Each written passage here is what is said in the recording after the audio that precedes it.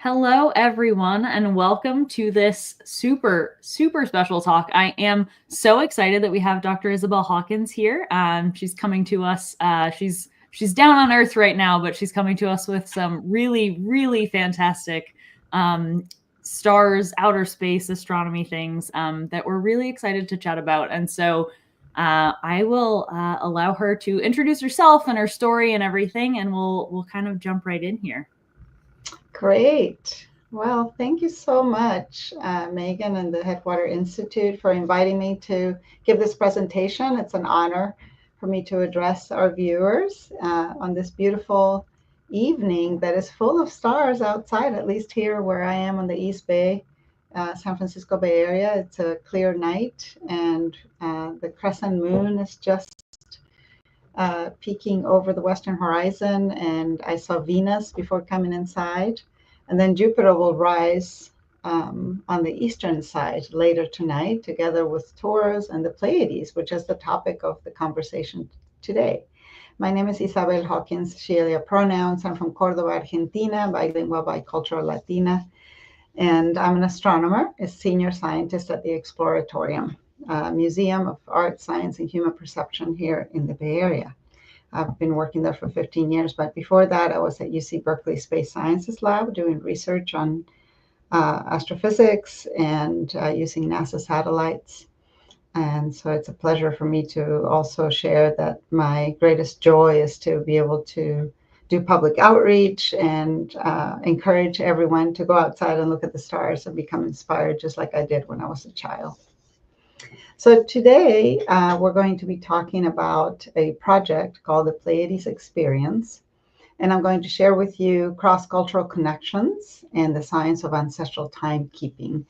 So the Pleiades, as you see from this first image, is a group of, normally people see 7 stars or 6 stars. They're kind of lumped together. They're very kind of fuzzy and faint, about the size of 2 full moon widths. And you can see them best in the winter sky in the northern hemisphere. And humans have looked for these kinds of patterns in the skies for millennia. We recognize these patterns. We recognize the cycles. And our purposes are really multifaceted for why we do that. We look at the skies to study the cosmos, to understand our place in the universe, sometimes for spiritual connection, and sometimes as a tool to support our lifeways here on Earth. Sometimes the stars will serve as calendars, for example, or help us with our traditional agriculture, with medicinal plants, with cultivation, with ceremonial practice in many indigenous groups. This presentation is focused on the Pleiades star cluster in particular, which is tied to the worldviews, astronomy, calendaring, weather prediction, rituals, sometimes even connected with death and renewal and traditional agriculture for many different cultures on Earth. So the Pleiades experience is part of a Fulbright U.S. Global Scholarship that I received in 2018, and I worked on it for several years, ending at the end of 2022. So I want to acknowledge their support. And as part of this project, I'm conducting collaborative research on ancestral lands with Indigenous elders and youth, multidisciplinary academics, and other knowledge holders in 3 lands with original understandings and original communities: New Zealand and the Maori community, Guatemala and the Maya communities, and Peru in the Andes with the Quechua and Aymara communities. For the indigenous people of these regions that encompass Polynesia, Mesoamerica, and the Andes, the Pleiades cluster continues to be a source of knowledge, both cultural and scientific. So for this research, Fulbright funded me to spend 2-month residencies in each country. 2 of them were conducted in 2019, the one in New Zealand and Guatemala, and then we had the pandemic, so I had to postpone my residency in Peru, which happened during June and July of 2022. So the project goals for this fellowship, including documenting, preserving, and disseminating local knowledge about the Pleiades in a cross-cultural context. And that's what I love, is just to make connections between cultures. And that gives you a deeper understanding of the meaning of the stars to people on Earth and how much we have in common in our relationship with the stars. The work is conducted through sustained relationships with Indigenous elders, young adults, academics, and scholars, and also students. So I'm still in relationship with many of these colleagues, young and old, including myself. I'm old, but I feel that that gives us a certain level of wisdom and commitment to deeper understanding and to more relationship among people. We don't tend to be as busy or as rushed when you get to a certain age. And I think that's actually a good time to do more of a reflective process and to bring together different ideas. These results are being shared broadly to benefit the host communities in particular, but also to inform the work of informal science educators in museums and other settings. So my niece created this website for me, and my daughter did this illustration, which shows Mount Tuxtlac, which is the Ohlone name of Mount Diablo here in the East Bay Area, and the Pleiades star cluster above. And so there's this website, 7adelphis.org. 7adelphis means seven sisters in Greek. Pleiades was taken, as you can well imagine. So you can go to this website and see more information and read the blog that I wrote for the New Zealand residency. I'm still working on the others. I got very busy again with work at the museum, but it's something that I intend to do in the next year or two. So what do the Pleiades look like? Well, here's a view of the Pleiades. They can be seen in dark night skies from every continent, every inhabited continent on Earth, except Antarctica, where that's kind of artificially inhabited, because we just have bases there for research. But every continent that has had long-standing communities on Earth can actually observe the Pleiades from both north and south.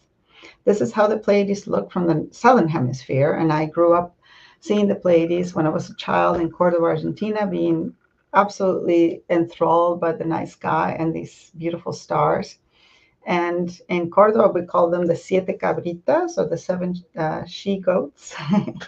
Of course, each culture will have a different story to go along with the Pleiades, and many times those stories recognize that this cluster is actually made of sister stars. But when I came to the U.S. as an exchange student back in 1975, I saw the Pleiades and other constellations upside down in the Northern Hemisphere, and that was a revelation for me. So the next view here shows more of a close-up of the Pleiades and how they look in the Northern Hemisphere. So you can see kind of the little dipper or the bowl has gone upside down. It is called the 45th entry in the Messiah catalog in astronomy, the Seven Sisters of Greek mythology. And the cluster lies at a distance of 440 light years away from us. So the light from the Pleiades takes 440 years from the time that it leaves the Pleiades to reach our eyes. So when we see the Pleiades tonight, they are 440 years old. We're seeing as they looked in the past. You can observe this open cluster in the constellation of Taurus in a dark, clear sky from October through March. And the cluster is kind of faint with an average apparent magnitude similar to the star Polaris or the North Star, and with an angular extent in the sky spanning approximately 2 full moons in angular size.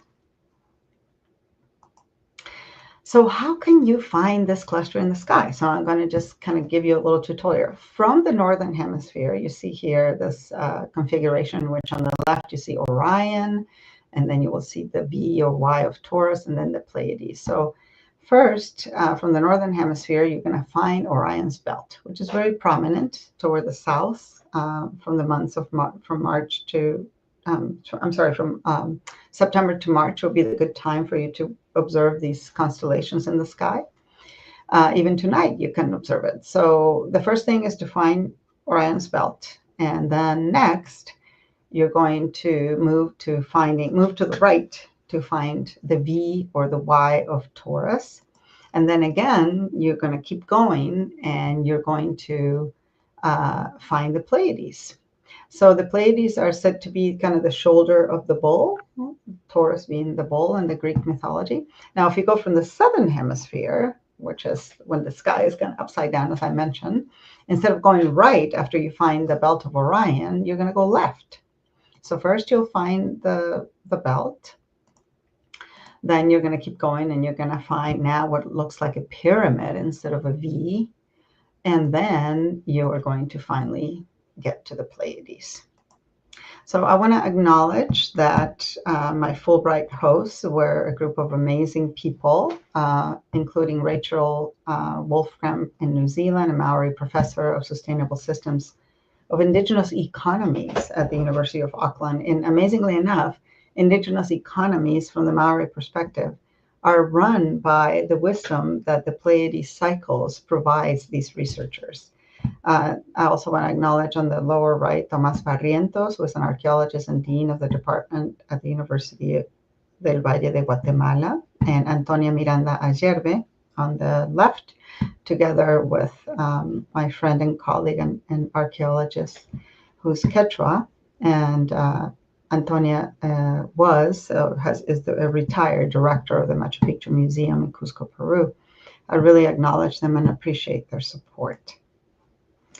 Now, for indigenous peoples in Polynesia, Mesoamerica, and the Andes, the observation of the Pleiades is used to predict the climate and the agricultural cycles of native foods, such as sweet potato, regular potatoes, beans, corn, kumara, which is the sweet potato in New Zealand, and also other kinds of ceremonial connections and connections to, for example, Day of the Dead or weaving. We're going to get into those details a little bit later on. But first, I would like to share with you the perspective of the Pleiades starting in New Zealand, where I spent June and July of 2019. And this beautiful carved sculpture shows one of the original navigators, Kupe.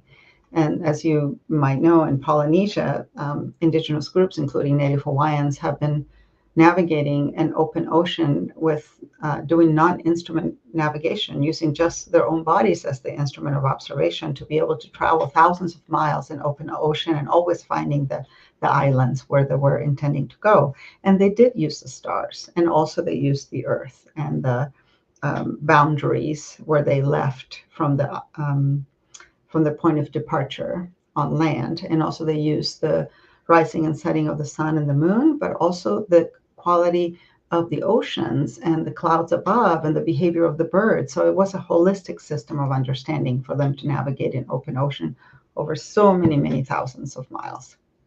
So I also want to point out here that we were hosted by amazing Maori astronomers, including Rangi Matamua, who wrote a seminal book that he's holding in his hand called Matariki, based on knowledge that came from his great-great-grandfather, who wrote a manuscript with knowledge of the stars.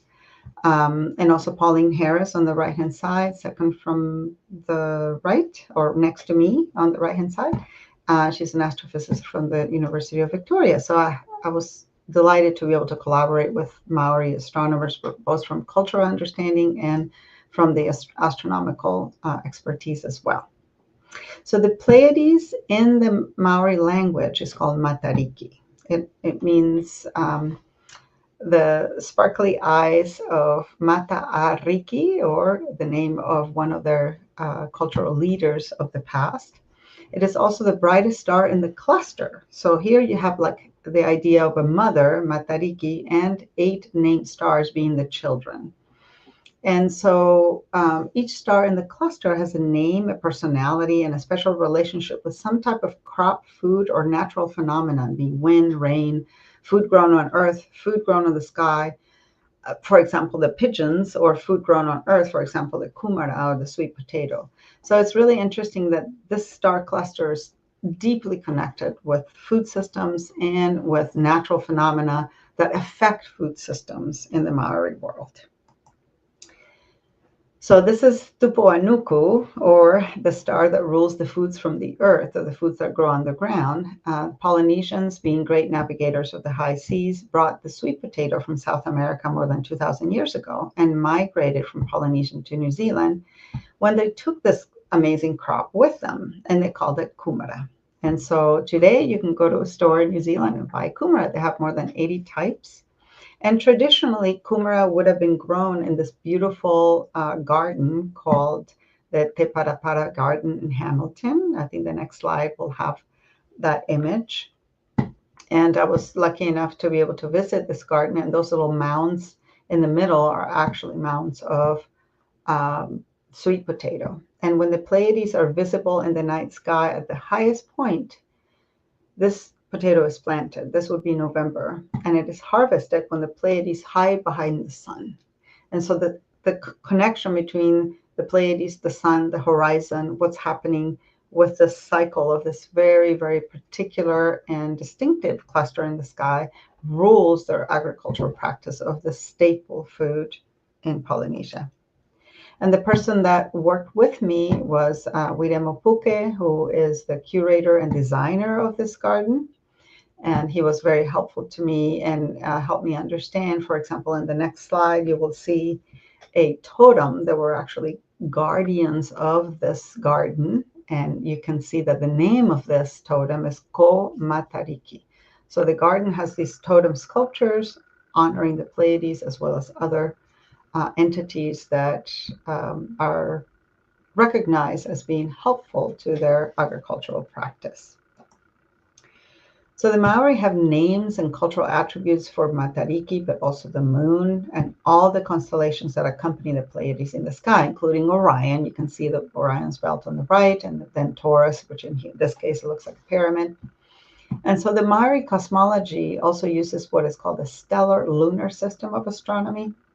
So the stars are always considered in relationship with the phases of the moon, and then they define what is called the Matariki period. It's just when the Pleiades rise early in the morning sky, right before sunrise, but it has to happen during the third quarter phase of the moon. So they wait until the third quarter phase of the moon and see the Pleiades rise in the horizon before sunrise. And now you're in this very important Matariki period, which is now an official national holiday in New Zealand. It is the only holiday from a modern country that I know of, which is entirely based on the cycles of the stars from an Indigenous perspective.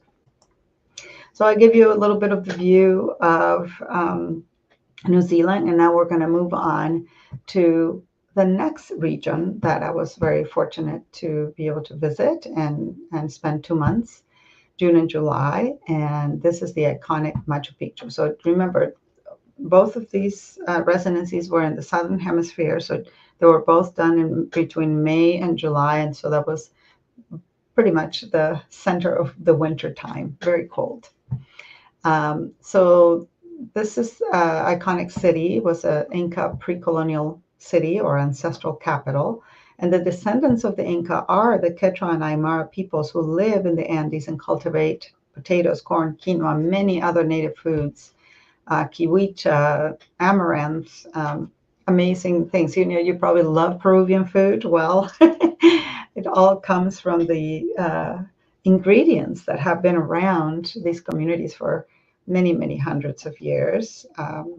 So I want to just point out that my friends and family, I mean, this was all so much done in relationship with local families that I had met before. And so I had actually known them for many, many years. And I always love to show pictures of us together. Actually, my niece is also there. She accompanied us. And I learned a lot just by being taught by the elders and by the family members who are also professional archaeologists and historians and teachers. So in the Andes, Andean farmers grow more than 5,000 different types of potatoes and other tubers. So the potato is a very important staple food. And how it is grown is seen in the image with the farmers here. That shows that planting potato is a very hard communal work.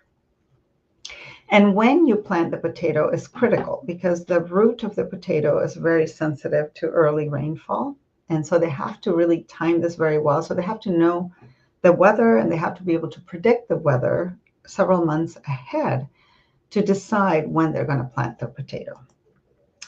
So this next image here shows a family in the town of Tohra near the Sacred Valley of Pisac. And they are actually working with local archaeologists, including my friend, to restore their ancestral site called Plaza Cancha. And they managed this very small town of perhaps 400 people. They managed several hundred varieties of potato. And they also observed the Pleiades to time the planting of their crop. And I will explain how they do that in a bit.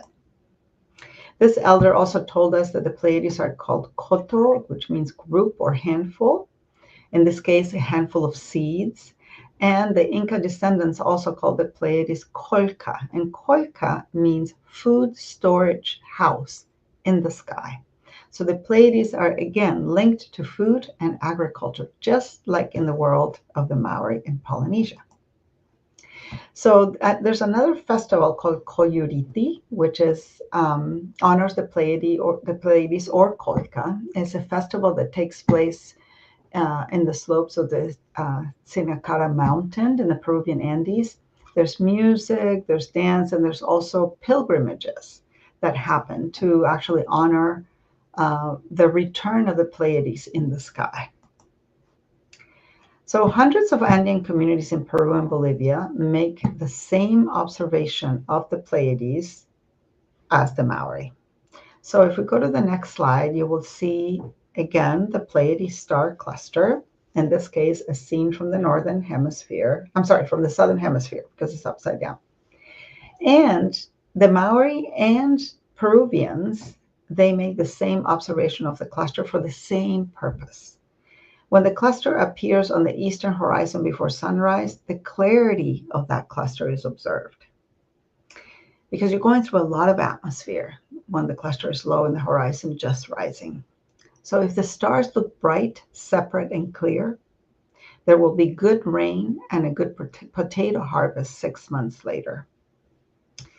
And if we go to the next slide, when the cluster looks blurry, there will be drought, and the potato seedlings must be delayed so that it does not spoil the roots that are very sensitive to early rainfall. So researchers from University of California, Davis, and others have demonstrated that this type of observation indicates the presence of El Niño and La Niña in the Pacific Ocean, which affects the atmosphere high cirrus clouds, causing the Pleiades to either be blurred or be clear. So the presence of El Niño in the Pacific brings drought to the Andes. This tells the farmers to delay the planting of the potato so that the root system will receive rain at the appropriate time. Isn't that amazing? Truly amazing.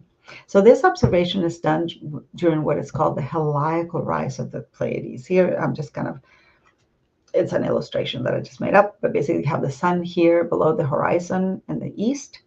The Pleiades rise first. Immediately, about an hour later, you're going to have the sun rising. That is the time when this observation is made, which is early June. So this observation and the visibility of the Pleiades depends on several factors. Of course, the light pollution, the altitude of the star above the horizon, the depression of the sun below the horizon. So you have to have a 15-degree difference to be able to see it. Otherwise, the sun is too bright and it will overwhelm the sky. You won't be able to see the Pleiades anymore. The color of the star, the difference between the azimuth of the star and the sun, that means the separation of the horizon, and the transparency and the extinction of the air, and also what's going on with the cirrus clouds. So now let's go to Guatemala, which is my last region. And I conducted my research in the highlands and other parts of Guatemala, where I learned from the Pleiades from several Maya colleagues. And I love, again, to show the picture of the Maya colleagues, which are an amazing group of people in there. We were just having so much fun. You can just kind of observe the joy in this multi-generational group of experts and knowledge holders, calendar keepers. They are the Post-Salanik and Barreno Minera families. And they hosted me and other colleagues, including Quechua colleagues that came from Peru. And also during a conference, we had some of the Maori colleagues come. And I spent the months of November and December there. Now, when the Pleiades are crossing the meridian overhead at night, and by meridian, I mean this imaginary line that goes north-south above your head, no matter where you are. It's local to you. All of you have a meridian, by the way. It's your own. Go outside and just go north and south and draw your imaginary line, from north to south, you got your meridian. So that means that when the Pleiades go above you, above your head, the highest that they're going to go in the sky is called the culmination. So when the Pleiades are crossing the meridian overhead at night, it is the time to begin the corn harvest. Again, tied to food, but this time is food that is native to Mesoamerica, primarily corn, beans, and squash. This is also the time of Day of the Dead festivities at the beginning of November. Is when the sun is at the nadir, and that means when the sun is directly below your feet at midnight. This is also connected with Day of the Dead because the sun is the deity in a way that wakes the ancestors underneath you to make them come to you to visit during Day of the Dead. And I do have an illustration about this relationship between when the Pleiades are above on the meridian and when the sun is below at the nadir. When you have this vertical relationship between the sun that you do not see because it's midnight and the Pleiades above you that you do see, that is when Day of the Dead is happening, and that is when you're going to be harvesting your corn. And the next image shows the cornfield at this Maya cultural school called Quicotemal. And again, it's very much a multi-generational activity. They're harvesting their corn in November. And they also take their families to the cemetery. And we went with the Pasalanic family to experience Day of the Dead traditions in cemeteries. And here you can see the cemetery in Sunil, Quetzaltenango. And they also fly kites as part of this tradition, which is when the winds come. And this is seen as a means of communication between the living and the dead. The kites are. Now, the Pleiades are also related to weaving. And what I really appreciated in being in Guatemala is that I was able to learn about the Pleiades from the perspective of females who are the curators of the weaving tradition in Guatemala. Backstrap loom weaving, as you can see here from Sofia Siquina, a master weaver, is an ancient Mesoamerican technology that has remained intact for millennia. And it's actually common to all of Latin America. In Peru, you have backstrap loom. In Oaxaca, you have backstrap loom. So it's a technology that obviously traveled north and south. And it still plays a central role within the lives and worldview of many Maya women, in this case, because I was in Guatemala, but also it plays a role in the lives of Quechua women, Aymara women, Zapotec women, Mixtec women, etc.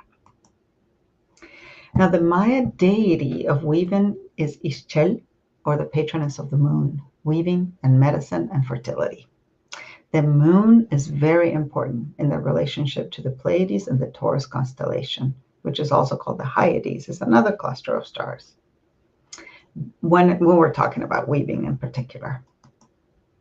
Okay, now this image is very important, and it's really kind of speaks to the crux of the matter when it comes to the Pleiades and the two constellations in the sky that have to do with weaving.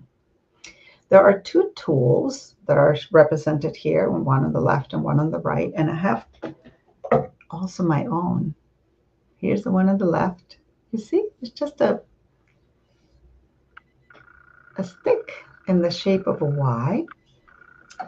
And then the one on the right is this other tool, which in here it has thread already through it. So these two tools are essential for weaving. The one on the left is used for beating the cotton so that you remove all the seeds. You soften the cotton before you spin it in a spindle to make thread. The one on the right is the one that is used to prepare the warp thread. So you have to like pass them through. And here's one of the master weavers there did this for me. This is cotton thread that was passed through these pegs. And they use 6 of these pegs in this tool called the kimbash. So the tool on the left is connected with Taurus, or the Y of Taurus. The tool on the right is connected with the Pleiades. I thought, wow, that's pretty amazing. To have the stars actually so tightly woven, no pun intended, with your daily practice that is so important as your sense of identity as your sense of scientific legacy, because weaving is all about science, all about mathematics, all about geometry. So in the next image, you actually see the actual tool at the scale that they actually use. These are miniatures. And you can see that the woman is actually moving the threads through these pegs. Now, when they told us, the women especially told us that there were these 7 stars in the sky that were connected with the stool, I said, well, there are many constellations that are very important in the sky that have 7 stars. Like, for example, the Big Dipper, which you can see from Guatemala. So I asked the elders, which 7 stars are you referring to? And they answered, the stars that travel with the moon. Now remember, the moon is the deity of weaving. So how can that be? Well, if you look at this diagram, the path of the moon in the sky is where the sun also travels in the sky and where the planets travel in the sky, because that path is simply a projection of the plane of the solar system in the sky. And so that is called the ecliptic. And so the moon actually travels exactly in between Taurus and the Pleiades. So you have Taurus here, the V of Taurus on the left, and you have the Pleiades on the right and the moon in the middle. So the moon actually travels with the Pleiades. And sometimes, because the moon has an orbit that's inclined 5 degrees with respect to the ecliptic, which is the orbit of the Earth around the sun, the moon will actually occult the Pleiades. So they do travel together. It's really amazing. And there's no way that we can be talking about the 7 stars of the Big Dipper, because the Big Dipper are much more northerly. In technical terms, the declination of the ecliptic is 23.5 degrees north in the northern hemisphere, 23.5. The Pleiades is 24. The Big Dipper is 55. So you're not going to see the moon travel with the Big Dipper. You see the moon travel with the Pleiades. So that is the kind of ethnographic and astronomical research that was done through conversations, recorded interviews with acknowledgement and permission, and also with remuneration appropriate to acknowledge their knowledge. And that is the kind of work that just fascinated me, because it really took a long time. It took developing trust and relationship. And so these results were actually presented at the first Mesoamerican Congress on Cultural Astronomy that took place in Guatemala and Honduras in November of 2019. And the event was organized in part through the Fulbright resources. And it incorporated the knowledge of Indigenous populations and also astronomical discussions. 11 different countries participated and were represented, including Peru and New Zealand. And the organizing committee, including all these amazing folks, which were professional astronomers, calendar keepers, Maya Indigenous community knowledge holders, an astrophotographer, archaeologists, and myself. And we actually organized the conference so that we had 3 different venues for sharing knowledge, learning from each other, and allowing the experience itself to be the teacher. The first was the academy. So we were at a university, Universidad del Valle de Guatemala, in the city, in the capital city. But we also went to this Maya cultural school called Quicotemal, where the elders taught us, and the space itself, the relationships of the cardinal directions and the relationship with these ancestral Maya monumental architecture, and the relationship to the native foods. You see the elder here holding a corn cob. So we learned also from the elders. And we also finally learned from the ancestral sites. So we visited 4 different ancestral sites, and here's a small subset of the group, because there were 91 of us, at the site of Copan in Honduras, the Maya site of Copan. So one of the things that we actually spent quite a bit of time doing was to actually envision what are the attributes of cultural astronomy. So we came up with this list, um, which is basically, if you think about it, cultural astronomy really is able to thrive when you take into account the living knowledge and practices from original peoples that have an intimate connection with earth and sky in their locale, in their place, locally grounded for many generations. So it also takes into account observations of celestial cycles, patterns as seen from the Earth. It's a geocentric observation-based perspective. It's multidisciplinary. It integrates knowledge of STEM or science, technology, engineering, and mathematics with many other forms of cultural expression, including spirituality, reciprocity, self-determination, celebration. Also has local relevance and is applied to community benefit. So, but one thing that really struck us when we were doing this kind of reflection is the comment from Ishkik Pos Salanik, who is a calendar keeper. Also, she's also a lawyer and she works on human rights and domestic violence and prevention and very important topics in her community and issues.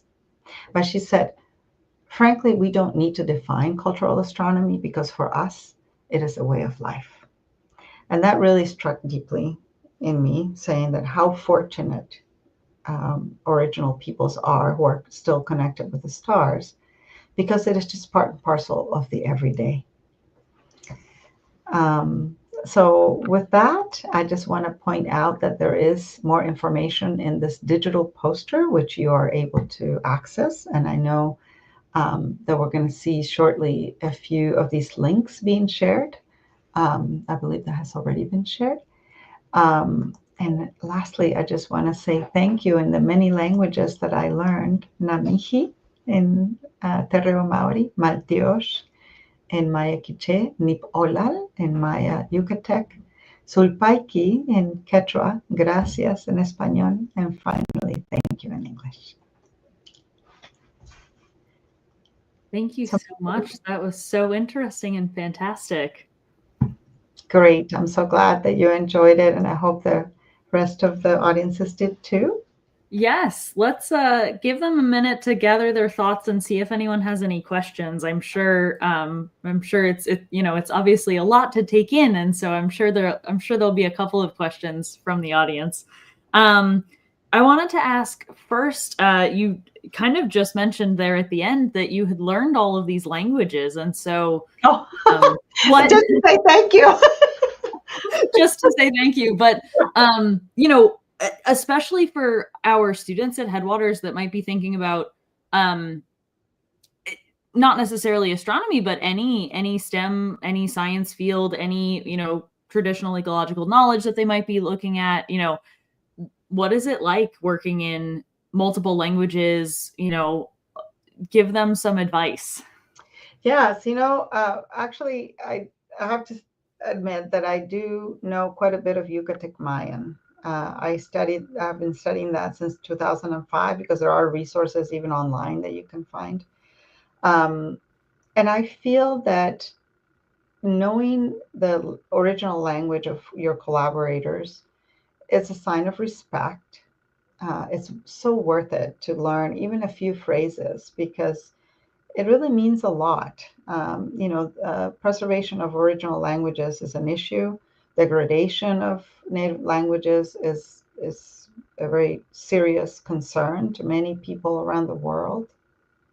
And frankly, the deep knowledge of place and the deep knowledge of science and of your own culture and your understanding of medicinal plants, cycles, traditional agriculture is embedded in those original languages.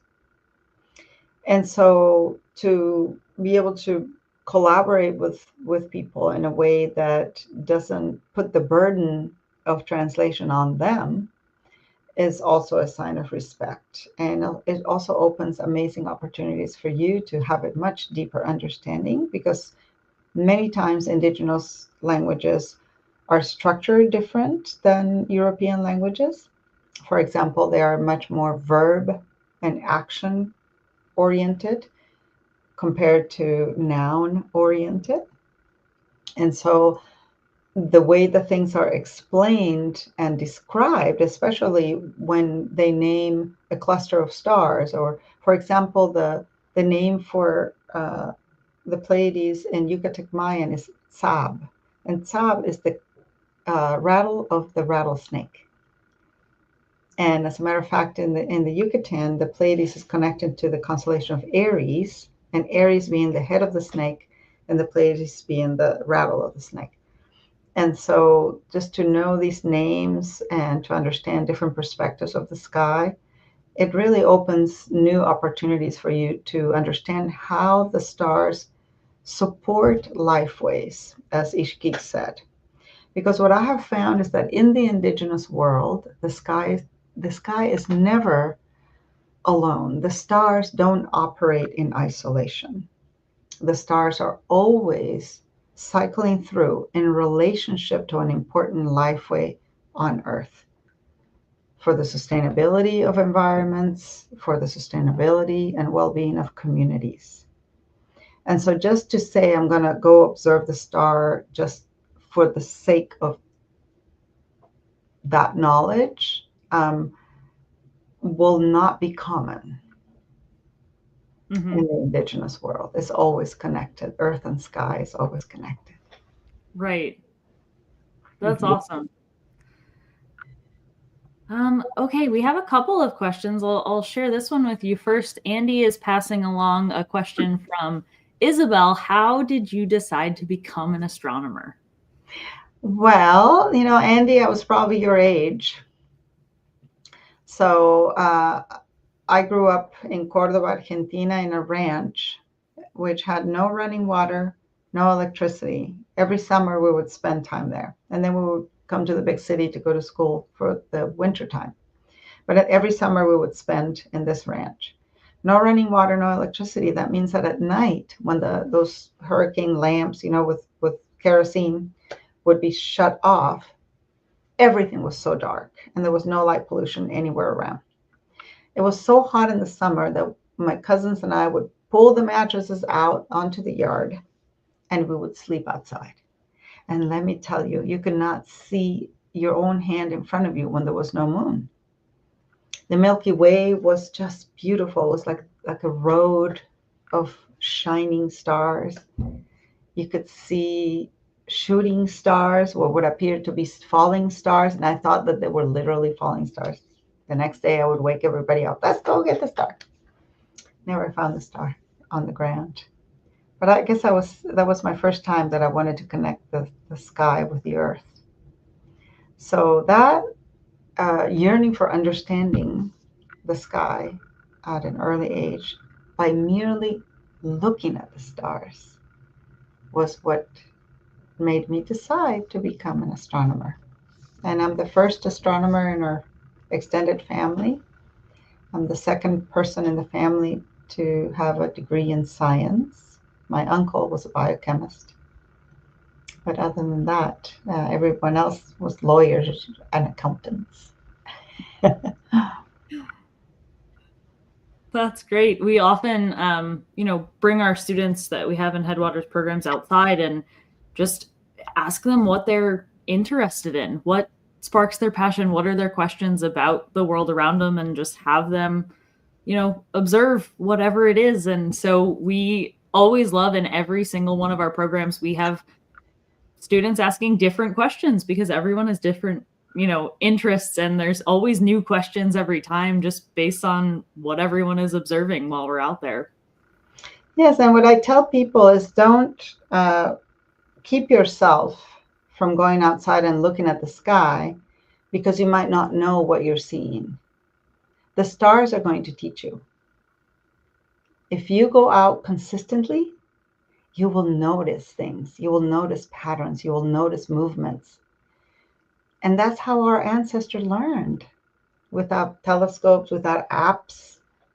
So just go outside and remember that your own little body and your eyes are the best instrument of observation. The telescope is here and here. So go outside and free yourself from wanting to know exactly what the name is or whatever. Create your own name that means something to you. But notice the patterns, and the stars and the moon and the sun will be your teachers. I love that. That's awesome. We have a question from Carol. If anyone in the U.S. is using stars for navigating their growing seasons. Hi, Carol. You start navigating. Well, the Farmer's Almanac, which, if people who are old enough like I am, there's a book that farmers love that is published, and you can still find it, and it comes from traditions in Europe too, which actually tells you how you plant by looking at the solstices and the equinoxes and the phases of the moon. And so, yes, absolutely. The problem now is that farming in the United States is big business, big machines, and very few people. And so a lot of this traditions and this knowledge has been lost. But again, if you go out and plant something and pay attention to the phases of the moon, the plant and the moon will teach you.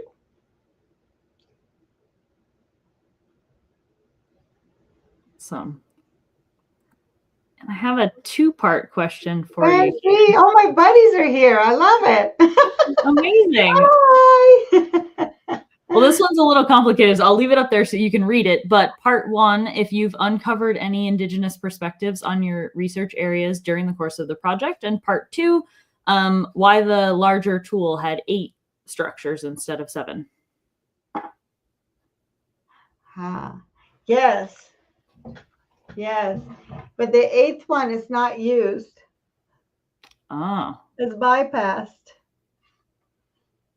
I don't know. Maybe there's some kind of weaving pattern that they need an extra one. These things are allegorical, not necessarily literal. For example, the Maori, some iwi or some tribes will recognize only 7 stars in the Pleiades, 7 named stars, and other iwi will recognize 9.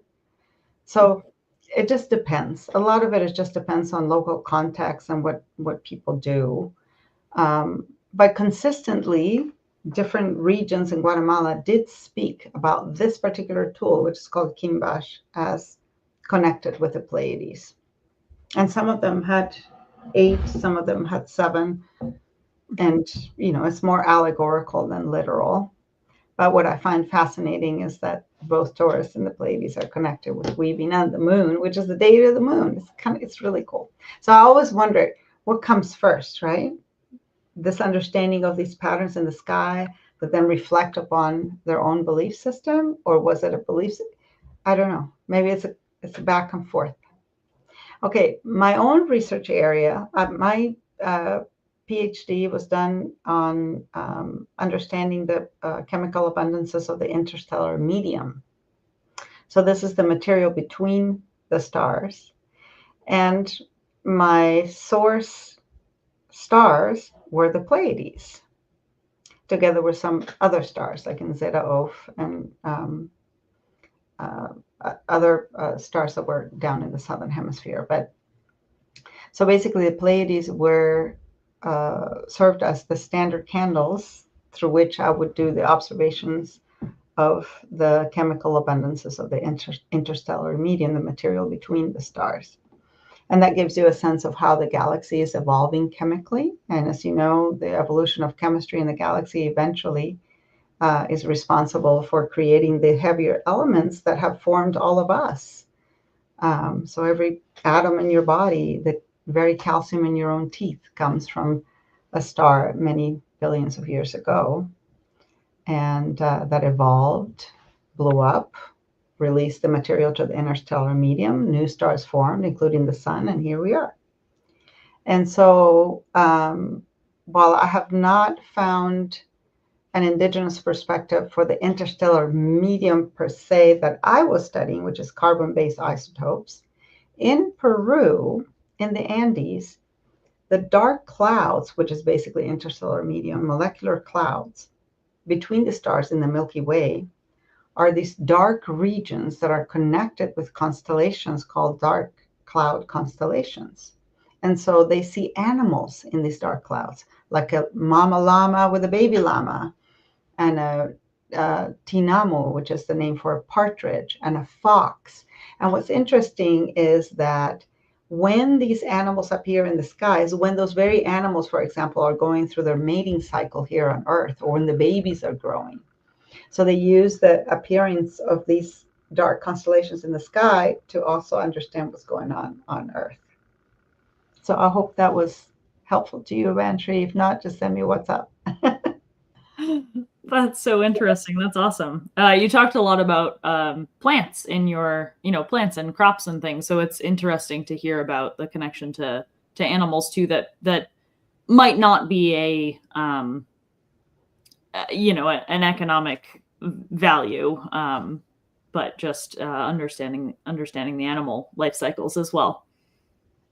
Yeah, absolutely. And sometimes the observations are purely for ceremonial purposes. Mm-hmm. Interesting. Awesome. Well, I have one more question for you. With regards to our students, a lot of them, we have a high school research program, and a lot of students are interested in doing field research that could look like any number of things, but just not using pre-existing data. And so, your research in kind of tapping into the social science Yes. realm of things more so, for our students especially, what are some tips on just research techniques that kind of transcend no matter what field of science you're in, no matter what topic, if you're working with, local communities or, whatever, what are some tips on research, and what advice would you give to any students looking at pursuing some form of STEM field? Well, I would say that the first tip is to ask yourself, why do you want to know? That is a very important question. Curiosity just by itself is not sufficient. It's necessary. You have to be curious. You have to be perhaps trained in some technique, especially if you're using tools or technologies. And yet, when you're working with Indigenous communities in particular, you have to ask yourself, why do you want to know?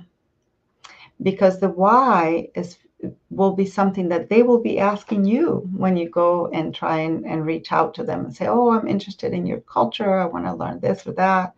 And they're going to say, why do you want to know? Because your purpose needs to be clear, and it needs to nourish the community. It needs to give back to the community. So just because you want to know is not sufficient. You have to really be able to make a case how you're going to give back to the community. How are you going to be reciprocal? That's really important. And I think that that's what comes from making friends first without any particular goals or agendas, and coming back over and over and over. When people see that you come back, and then you come back just to visit, and then you bring food, and then you want to have a good time and talk story, that builds trust. And that shows that your intentions are broader than just knowing for the sake of knowing. Lovely. That's great. And I think that does transcend, any field, any stakeholders, anyone you're working with. And I think even if you're not working with Indigenous groups, you should ask that question. Why do I want to know? Because also you should ask yourself, how will this affect the earth, yourself, your family, your neighbors, the environment? So all these questions are important, ethics, which is like, how can I be a thoughtful, kind person, kind citizen of this planet? and know what the consequence of my actions are going to be, or at least as best we can. And that's why moving slow is a virtue. Everything right now is such fast pace, but moving slow so that you can reflect and take your time to see consequences is really important.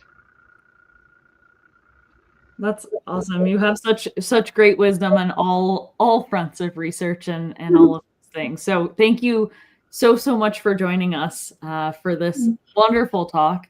And we look forward to hearing more about what you have going on. And we'll share. I shared the links in the chat, but I'll share them again. And the recording in case anyone wants to go back and look at the slides or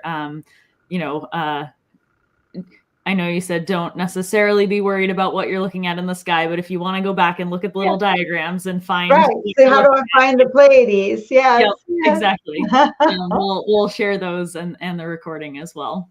If you go out tonight and if it's clear, because the moon is already set, you're going to see Orion, find the belt, and then you'll actually the Pleiades will rise first. You'll see the Pleiades before you see Orion's belt. So go out and look toward the southeast.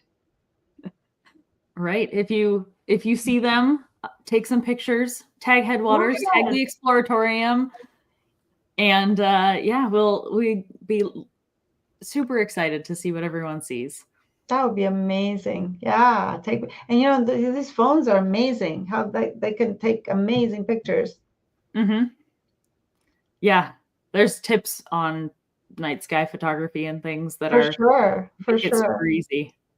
Good use of our technology.